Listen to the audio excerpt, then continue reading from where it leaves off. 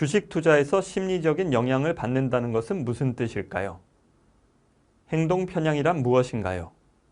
행동 편향을 쉽게 이해하기 위해서 먼저 우리 뇌에 대해 이해할 필요가 있습니다. 우리 뇌는 아주 오래된 빨리 생각하는 사고체계와 진화된 영역에 느리고 노력이 필요한 사고체계를 가지고 있습니다. 서로 상반되는 체계이죠. 보통 이 오래된 사고체계를 시스템 1이라고 합니다. 시스템 1은 인간이 수백만 년 전부터 가지고 있었던 것인데 마치 동물적인 감각적 반응 같은 것을 말합니다.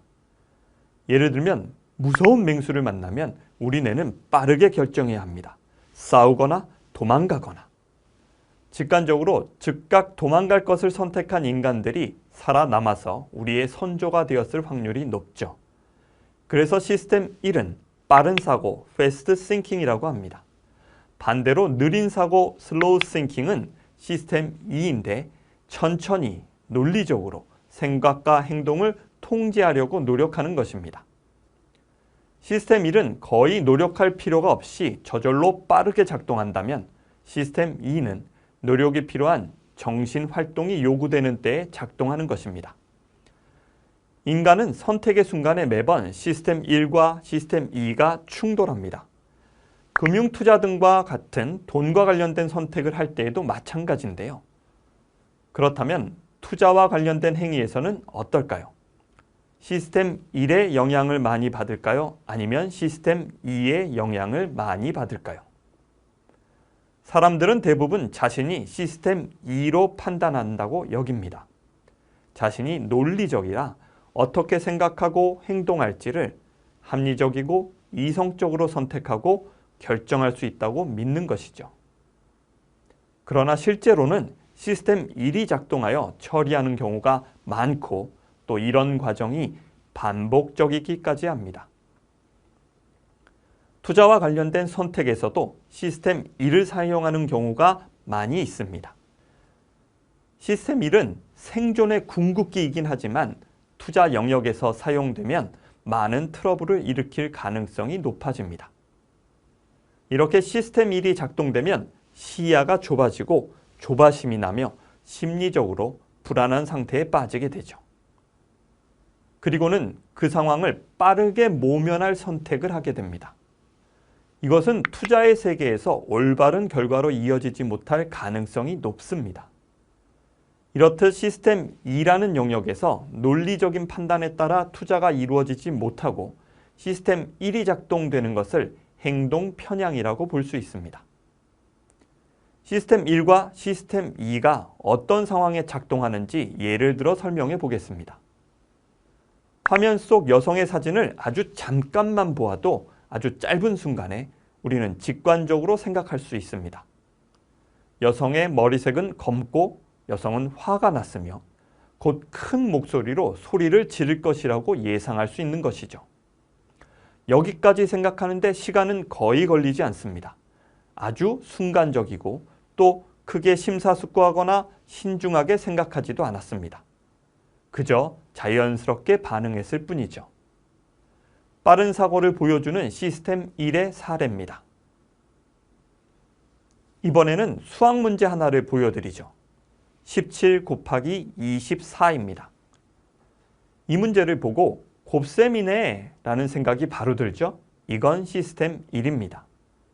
자, 이제 종이와 연필이 있으면 답을 구할 수 있을 것입니다.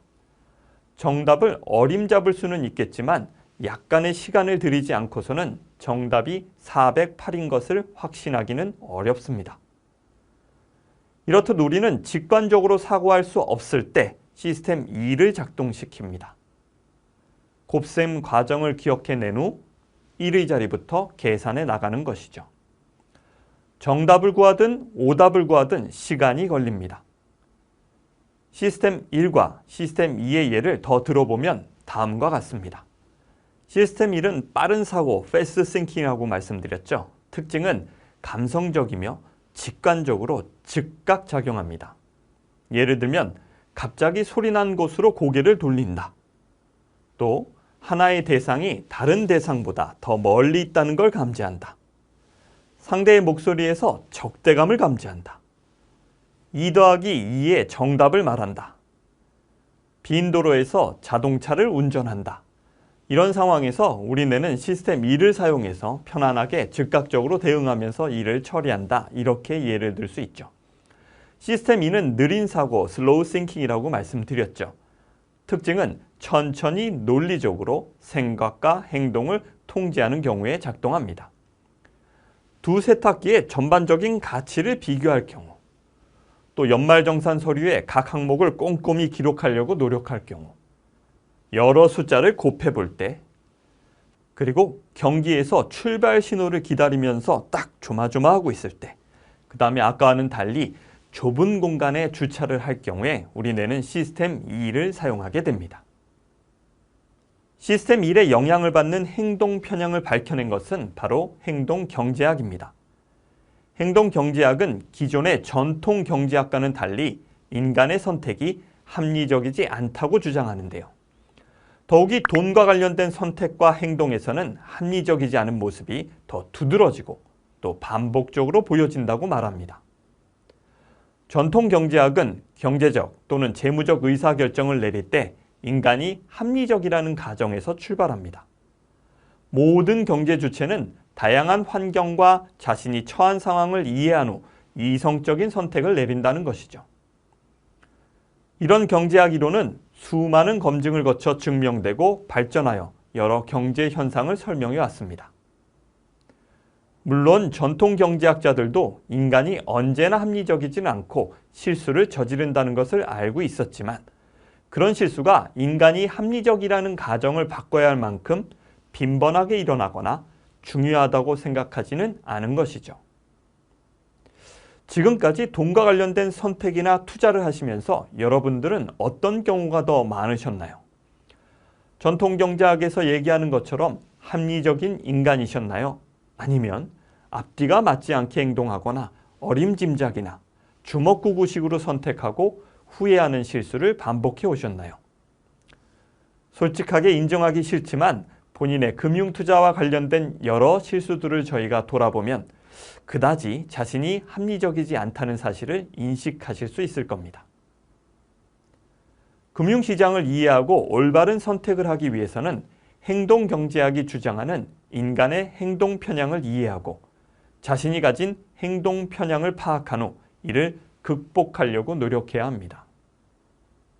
자, 이제 제가 드리는 몇 가지 질문에 답을 해보시죠. 다음 두 가지 제안 중에 어떤 것을 선택하시겠습니까? A는 900만 원을 100% 확률로 받는다. B는 1000만 원을 100% 확률로 받는다. 볼 것도 없죠. B를 선택하셨을 겁니다. 자, 이번 질문에는 어떤 것을 선택하시겠습니까? A는 900만 원을 100% 확률로 받습니다. 그런데 B는 1000만 원을 90%의 확률로 받습니다. 이 질문에는 대부분 A를 선택합니다. B의 경우 1000만 원을 받을 수 있는 확률이 90%로 높기는 하지만 아예 못 받을 확률도 존재하기 때문이죠. 이 문제는 오랜 기간 전통 경제학이 주장해온 기대 효용 이론을 대변하는 문제입니다. 기대 효용 이론에서는 A와 B의 만족도, 즉 기대값을 900만 원으로 동일하게 봅니다. 기대값이 같을 때 사람들은 위험을 회피하는 선택을 한다는 것이죠. 합리적인 모습인 것 같습니다. 자, 그렇다면 질문을 좀 바꿔보도록 하겠습니다. 이번에는 A는 900만 원을 100% 확률로 잃습니다. B는 1000만 원을 90% 확률로 잃습니다. A와 B 중 어떤 선택을 하셨나요? A와 B 모두 돈을 잃는 상황을 얘기하고 있습니다. 음액값이기는 하지만 앞서 말한 기대 효용 이론에 따르면 기대값을 계산해 보게 되죠. 마이너스 900만 원으로 이번에도 A와 B 모두 동일합니다. 그러면 100만 원을 더 잃을 위험이 없는 A를 선택해야 합리적인데요. 여러분은 어떤 선택을 하셨나요? 실험을 통해서 확인한 결과 대부분 B를 선택했습니다. 900만 원보다 더 큰 액수인 1000만 원을 잃을 위험이 있기는 하지만 하나도 잃지 않을 확률 10%에 몸을 걸어보려 하기 때문입니다. 다시 말해 기대값이 같더라도 위험을 회피하는 것이 아니라 위험을 추구하는 선택을 한 것이죠. 이처럼 사람들은 확률을 정확하게 인지하지 못할 뿐 아니라 이익이 나는 상황에서는 덜 가지더라도 확실한 이익을 선호하고 손실 상황에서는 더 많이 잃게 된다고 하더라도 확률적인 손실을 취하고 싶어하는 모습을 보입니다. 행동경제학은 대부분의 금융투자자는 마음속에 존재하는 행동 편향을 기반으로 가정하고 판단하며 결정을 내린다고 얘기합니다. 이런 행동 편향은 상황을 객관적으로 보지 못하게 하고 자신도 모르는 사이에 왜곡되고 비합리적으로 판단하게 만든다는 것이죠. 이런 판단은 잘못된 의사결정을 하게 만드는데 이는 반복된 실수로 이어지는 경우가 많습니다. 합리적인 투자자가 되기 위해서는 행동 편향이 무엇인지 이해하고 내가 가진 행동 편향이 금융투자 의사결정에 미치는 영향을 파악하는 것이 중요합니다. 금융투자 시 자주 나타나는 행동 편향들을 간단하게 살펴보겠습니다. 자신의 능력 또는 판단이 스스로에게 유리한 결과를 가져다 줄 것이라고 믿고 행동하는 자기 과신 평양. 이미 발생한 일의 결과를 알고 나면 이전부터 그렇게 될 줄 알고 있었던 것처럼 믿는 사후 확증 편향. 투자 초보자들이 많이 겪는 편향으로 군중 심리에 빠져서 다른 금융 투자자들의 행동이 합리적인지 따져보지도 않고 막연히 그 행동을 따라하는 군중 심리 편향. 사람들은 이익보다 손실을 더 크게 느껴 이익의 증가보다 손실의 증가에 민감하게 반응하는 손실 회피 편향. 주식을 매도할 때 현재 상황이나 미래 가치보다 구입했던 최초 가격이 최우선 기준점이 돼서 매도 가격에 영향을 주는 기준점 편향.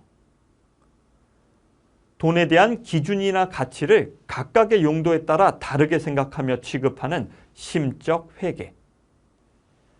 가지고 있는 주식을 보유할지 매각할지를 결정할 때 주식의 가격이 앞으로 어떻게 될지를 고려하는 것이 아니라 지금까지 들어간 돈을 가장 중요하게 여기는 매몰 비용의 오류. 자신의 신념과 일치하는 정보는 받아들이고 일치하지 않는 정보는 무시하거나 저평가해버리는 확증 편향. 주가가 오르거나 내릴 확률은 반반일 뿐인데 며칠 연속 떨어졌으니까 오를 때가 되었다고 믿거나 반대로 며칠 연속 올랐으니 오늘은 떨어질 거라고 판단하는 도박사의 오류. 금융회사가 추천한 상품을 가입한 후에 재평가하지 않고 처음 그대로 방치하거나 손실난 포트폴리오를 귀찮아서 그대로 유지하는 현상 유지 편향. 즉각적인 욕망을 충족하려는 충동에 따라 행동하는 것으로 금융투자에서도 당장의 이익만을 추구하는 단기 투자에 그치고 노후 같은 장기 목표에 대한 투자를 등한시하는 현재 중시 편향. 동일한 사건도 그 사건이 가까운 미래인지 아니면 먼 미래인지에 따라 다르게 판단하고 먼 미래의 일은 추상적이고 낙관적으로 생각하는데 이로 인해 노후 준비도 장기 투자도 쉽게 하지 못하게 하는 시기 추론 편향 등이 있습니다. 투자와 관련된 선택과 행동을 할 때 앞서 말한 편향들의 영향을 받아 잘못된 의사결정을 하고 있는지 다시 한번 생각해보며 합리적인 의사결정을 위해 노력해야 됩니다.